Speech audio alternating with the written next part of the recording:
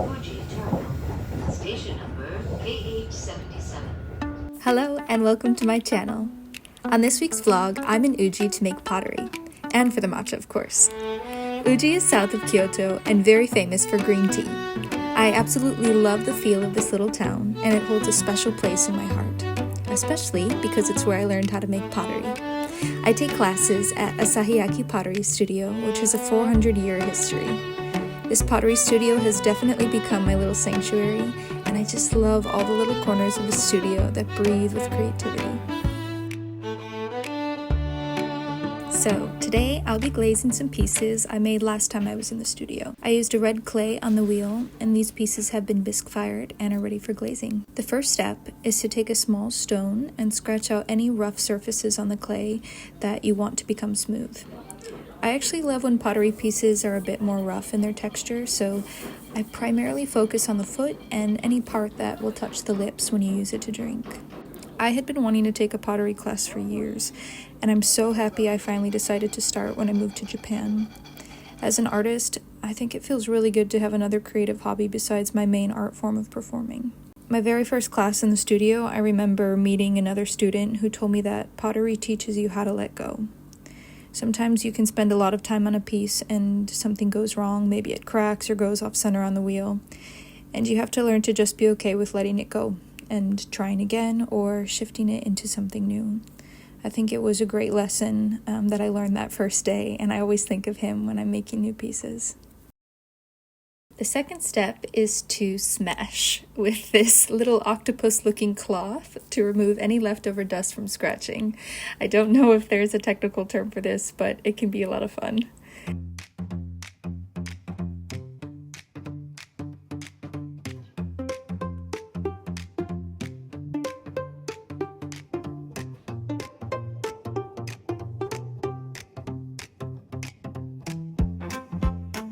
The sunlight and Japanese maple leaves were so beautiful outside, and I feel so inspired when art and nature meet.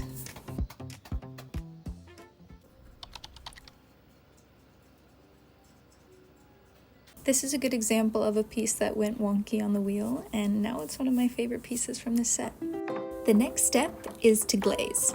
Today, I'm using 3 different glazes. It can be tricky because the glaze looks so different before and after it's fired.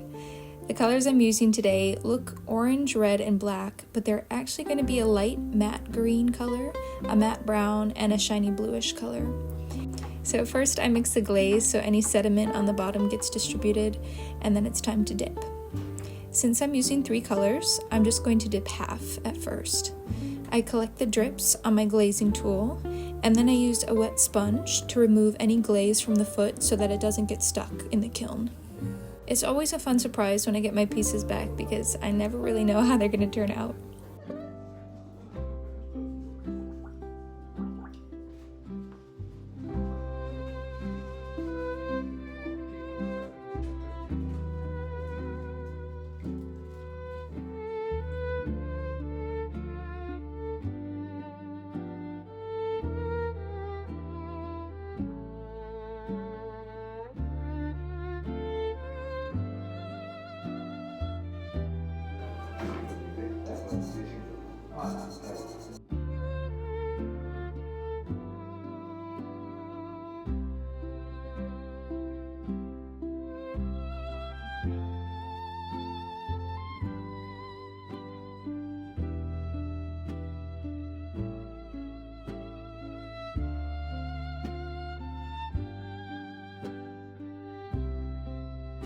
The last color I had to apply with my finger, and I let some drops fall onto the other colors to add some wabi-sabi feel.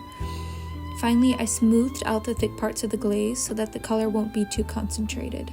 I can't wait to see how it will turn out. I'll definitely show you when I get it back after firing.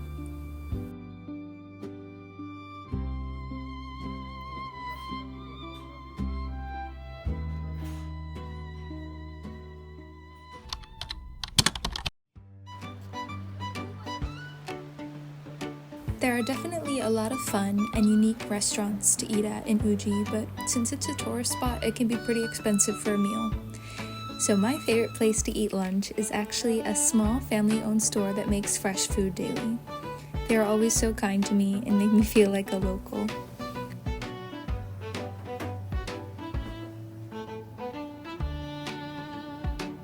My lunch today only cost me 880 yen, which is less than 6 USD. I like to sit on the little bench out front and enjoy some very authentic Japanese food.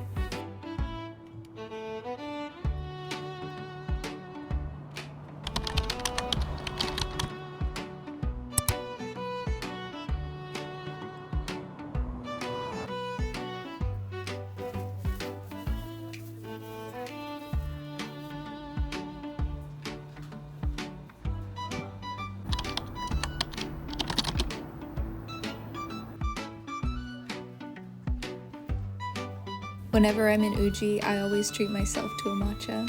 I recently learned that Uji matcha is actually richer in flavor and more vibrant in color, with a stronger umami taste compared to other matcha in Japan.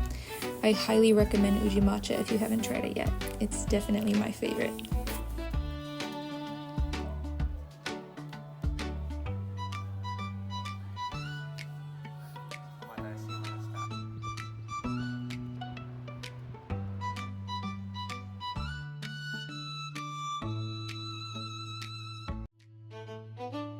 For the second half of my class day, I decided to use red clay to hand build.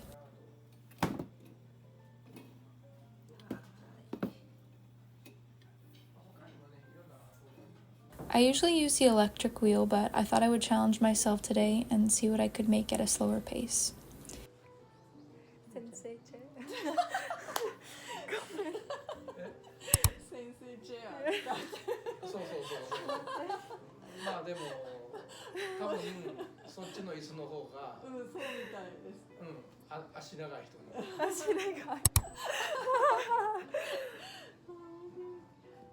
I find it so rewarding when I get to actually use the pottery I make at home. I feel more connected to the earth when I use it, and I really do think the energy we put into anything we make with our hands is carried into that object. So whether you cook, play an instrument, make jewelry, or make pottery, I think that energy definitely carries through. After class, I stopped by the Asahiyaki shop where they sell pottery made by the masters, but it was closed today. I'll definitely have to bring you back with me in another vlog because it's so beautiful.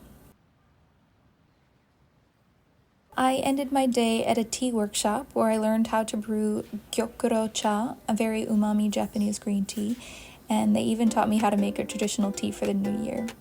That's it for this week, and I hope to see you again soon.